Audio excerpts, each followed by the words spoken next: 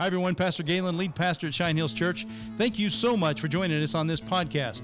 We hope that these podcasts will be a real encouragement to you on your spiritual journey. You can also connect with Cheyenne Hills at CheyenneHills.org. Hope you enjoy the program. We are across the street and around the world, Cheyenne Hills. Hello, everybody, and we are back. And no, we did not call each other we actually are pretty much color-coded today, just for video, but, you know, just the way it works out. It's pretty fantastic. Yeah. It blends in with the wall. It's like you planned it, Galen. You can't teach this. Except I have a Rise Up shirt, and you didn't call me and tell me to wear it. Well, you know, it was the only thing that was clean. I shouldn't say that. I would be the diss on my wife. So we're going to go back. You know, we said we came to Genesis 10, and we got right up to Abraham, and we were going to press forward, and I thought, you know what, we've got some video now. We're live, or not live, but we can have some video. And so we thought, let's go back and pick up some of those. And today we've got an intro by Del Tackett, and I just think it's one of the really cool intros of anything that I've really seen, because it says a lot and yet asks a lot of questions. So I'm gonna kick this off by reading Genesis 1 and 2, and then we'll cut to this clip, and Del Tackett, I think, brings up some great points, and then we can talk about it just a little bit, okay? So here we go, Genesis 1:1. In the beginning, God created the heavens and the earth. The earth was without form and void, and darkness was over the face of the deep, and the Spirit of God was hovering over the face of the waters. Take a look at this. You know, I grew up in country like this. My dad and I would ride our horses up to these amazing high mountain lakes. We'd ride back into some pretty remote wilderness areas with incredible streams and meadows and wildlife. I love it here. Look at this canyon. It reminds me of the Grand Canyon. You've got this little stream, you've got these steep canyon walls. How long do you suppose it would take for a stream this small to remove this much material and cut the canyon this deep? This rock has a history, just like I do and just like you do. It came from somewhere. A lot of these rocks have been dated to be 350,000 years old, up to 2 million. That's pretty old. But it might surprise you to know that all of the geological formations that we see here, the canyons, the layers, even the plants, are younger than I am. When I was born, there was nothing here but a vast forest, hundreds of feet below where we're standing right now. In fact, before 1980, most people had never even heard of Mount St. Helens.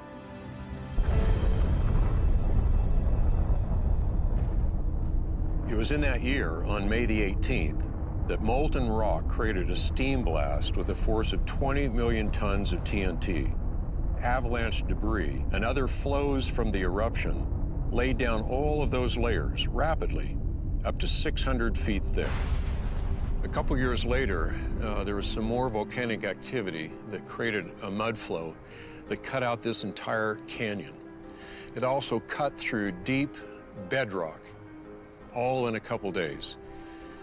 Isn't it amazing what a little bit of information from the past can do to help change your view of the present and the present world around you? There are a lot of assumptions made by a lot of people about the history of the earth around us. The question is, how do those assumptions affect how we view that history? But more importantly, how do they play into how we view science and the Bible? Did God create the world in a few days or billions of years?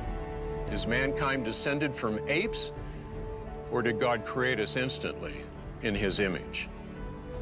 Was there a global flood that destroyed the earth, or is that a myth? In other words, is Genesis history? I don't know about you guys, but that to me is one of the most powerful pictures of history. In 1980, is that right? Mm-hmm. Back when Julie was like a kindergartner, First grade. First grade. Yes. Seriously, you were a first grader when Mount St. Helens. So do you remember it? I do. Actually, my grandparents lived in Spokane, and so it was really a big deal for them because they got quite a bit of ash, and I know it came.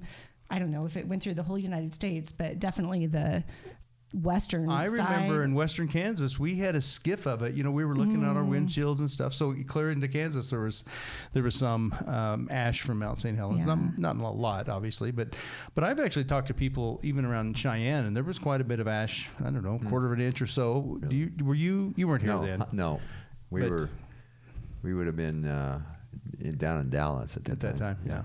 So what's your recollection of Mount St. Helens? It was amazing. Yeah. And just what was going on. But what followed, I mean, in the research or the observations, afterwards, which Dell talked about of the things being cut. I know. And unbelievable. Yeah, but that is what was really and phenomenal. I didn't know about any of those things at the time. I mean, I don't know when it was, but I think it was several years later. I'm going to say I was in seminary, so probably in the 90s, early 90s, and then some of that information was coming out on the how those logs were on top of water, that was new ponds that were created and displaced and all that. Remember that? Mm-hmm. And it actually had a coalification. Coal was being made as a result of that bark rubbing together and some heat and pressure and who knows what. But they were saying this, and they were showing that, snapping it off. It might have been, well, you probably know who it was. It wasn't Answers in Genesis, was it, that was there at the time? Who's at on Mount St. Helens now? If you would go there, there's a group of people. I don't know. I think Institute for Creation Research. That's what it is. Thank you. Did a bunch of research. That was it. Yeah. And do you remember any of the scientists or the people that were famous at that time? I don't remember specific. It probably could have been Andrew Snelling and. Was Ken Ham ever a part of that? I don't know that he was. Yeah, But anyway, there was a lot of talk coming out right around seminary time for me in the 90s, and there was just all this information. I was like, oh my gosh, there's like biblical history. This is how you can believe that things happened in a day, right? Yeah. And that's the one thing that Mount St. Helens says, is that it didn't take thousands and millions of years. Yeah.